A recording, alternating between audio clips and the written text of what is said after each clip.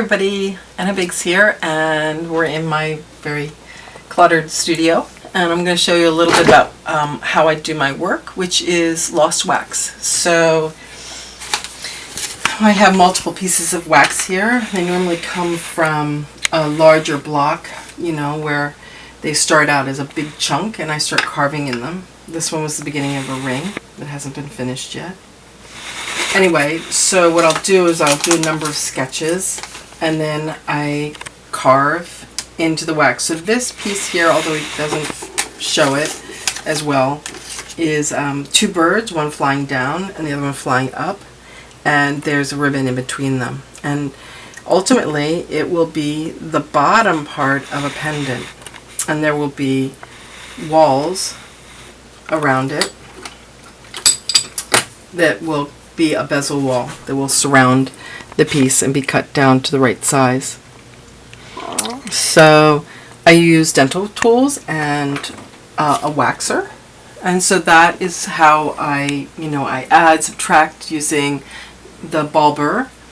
And so I'll show you a little bit of carving. So I'll sketch out something. I don't know if you can see. There it is. There's the one bird and the ribbon and then the other bird, and then this is my hoop around it. So that's what it's going to end up being.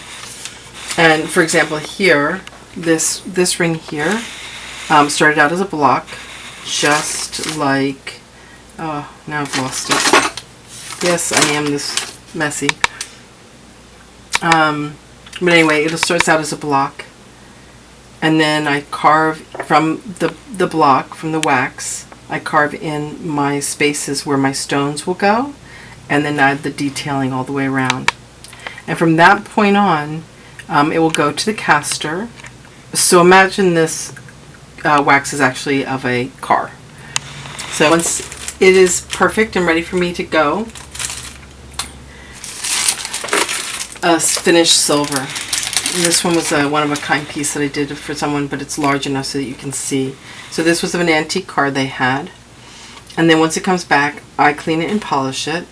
And then I ship it back, and we're able to make a vulcanized rubber mold of it so that it can be then recast into the, see, it would fit right in there. So this, the wax, the silver is taken out of it, leaving the negative spot, and then wax is injected, hot liquid wax is injected into that spot. It's pulled apart, and you end up with another wax that you're able to cast yet another piece from. So that's how I can do multiples of one bead. So that, for example, in this necklace, this has two pieces for each bead. They're cast separately and then soldered together.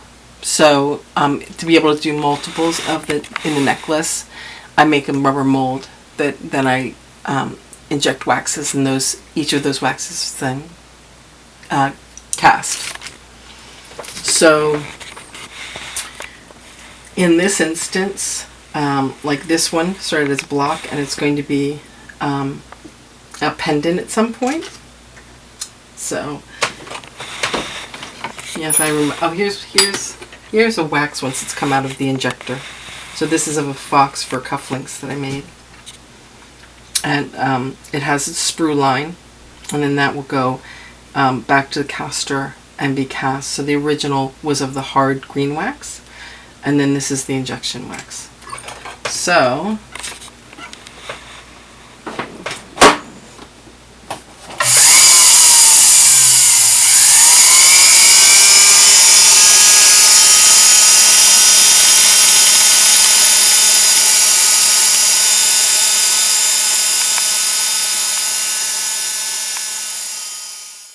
carving a wax can take anywhere from 2 months, 3 months. I'll work on 2 or 3 waxes at a time, building them and doing the different components so that I can ship out all at the same time. Of the ones that I carve, not all of them do I find successful once they come back and they're sterling, so I don't necessarily make a product mold from each one. The wax is only the first part of the whole process. Once it's back and made into a working mold, then I have to do all the polish and cleaning for each production piece that set the stones and prepare it so that it can go out to market. I am so thankful that my clients appreciate handmade items, and I will be showing the finished product on Instagram and on Facebook once it goes through the different parts. So stay tuned. Thanks for watching my little tutorial. Remember that my website is always open, www.annabigsdesigns.com, and you can always reach me at my phone, 302-753-4425. I look forward to seeing you all as soon as we can meet up again.